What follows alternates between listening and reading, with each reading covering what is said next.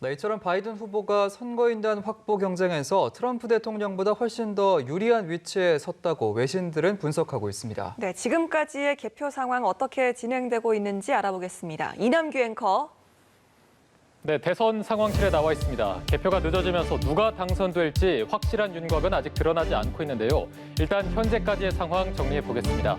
자, 먼저 두 후보가 확보한 선거인단 수부터 살펴보도록 하겠습니다. 현재 공화당 도널드 트럼프 대통령이 213명, 민주당 조 바이든 후보가 253명의 선거인단을 확보하고 있습니다.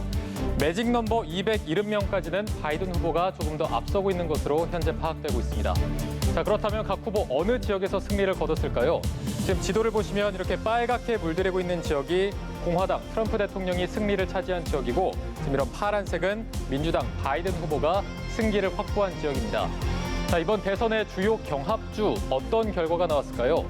러스트벨트의 미시간과 위스콘신은 바이든 후보가 다시 역전하면서 이렇게 파란색으로 물들였고요. 그리고 여기 선벨트에서 플로리다는 트럼프 대통령이 차지했습니다. 그리고 저희가 지도에서 이렇게 보라색으로 색칠해드린 부분은 아직까지도 박빙의 승부를 펼치고 있는 지역인데요. 자세히 한번 살펴보도록 하겠습니다. 자, 먼저 선벨트 지역의 노스캐롤라이나로 가보겠습니다. 노스캐롤라이나 같은 경우에는 15명의 선거인단이 걸려 있고요. 현재까지 95%가 개표가 진행됐습니다. 여기서는 트럼프 대통령이 50.1%로 더 우위를 차지하고 있는 것으로 파악되고 있습니다. 자, 다음에 다른 선벨트 지역인 애리조나 상황도 살펴보겠습니다. 11명의 선거인단이 걸려 있고요. 현재까지 86% 개표가 진행됐습니다. 여기서는 바이든 후보가 50.5%로 더 우위를 차지하고 있는 상황입니다. 자, 다음은 애리조나와 인접한 네바다 지역입니다. 이 네바다에서는 두 후보가 약 7,000표 차이로 초박빙의 승부를 펼치고 있는데요. 현재는 바이든 후보가 조금 앞서 나가고 있는데, 네바다의 선거인단은 6명이지만 승패를 결정하는 마지막 퍼즐 가운데 하나로 큰 주목을 받고 있습니다. 현재까지 49.3%로 바이든 후보가 앞서고 있었습니다.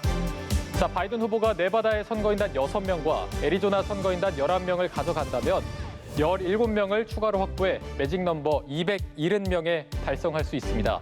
하지만 네바다주 선거당국이 현재 개표 결과 공개를 일시 중단하면서 우리 시간으로 내일 새벽 2시에 공개되는 추가 개표 결과를 더 지켜봐야 할 것 같습니다. 자, 이번엔 북부 러스트벨트에서 유일하게 승부를 벌이고 있는 펜실베이니아 지역을 한번 보겠습니다. 20명의 굉장히 큰 선거인단이 걸려 있고요. 개표는 89%까지 진행이 됐습니다. 여기서는 50.7%로 트럼프 대통령이 더 앞서고 있는 것으로 파악이 되고 있습니다. 자, 마지막 조지아로 가보시죠. 조지아 같은 경우에는 16명의 선거인단이 걸려 있고 95%까지 개표가 진행이 됐습니다. 여기서는 굉장히 박빙이 펼쳐지고 있습니다. 0.5%포인트 차로 트럼프 대통령이 바이든 후보에게 우위를 차지하고 있습니다. 자, 지금 경합주들의 개표 결과가 쉽게 나오지 않고 있는 이유, 역대 최고의 사전 투표율 때문입니다. 자, 1억 명 이상이 사전 투표에 참여한 가운데 약 6,500만 명이 우편으로 투표한 것으로 집계됐습니다. 자, 문제는 사전투표 개표 방식이 주마다 각각 다르다는 건데요. 아직 결과를 확정짓지 않은 주 가운데는 펜실베니아와 네바다가 각각 6일과 10일까지 도착하는 우편 투표를 유효표로 인정하기로 했습니다. 노스캐롤라이나 같은 경우에는 12일까지 도착하는 우편 투표를 집계에 포함하기로 해서 최종 결과 발표까지는 시일이 조금 더 걸릴 것으로 예상됩니다. 네, 더욱이 공화당에서 재검표 요구와 개표 중단 소송을 내는 등 여러 변수가 나오고 있어서 최종 발표가 언제 나올지는 예측이 어려운 상황입니다. 새로운 소식은 들어오는 대로 다시 전해드리겠습니다. 네, 스튜디오 나와주시죠.